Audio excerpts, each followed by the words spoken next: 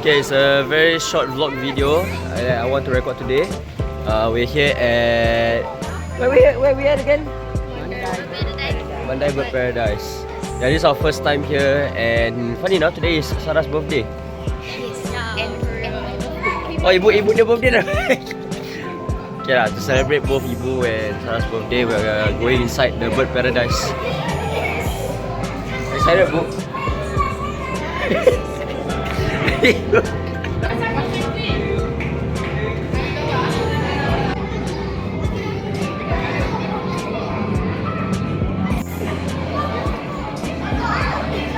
my god, 很 cute 哦！你看那个，等一下装进去水里。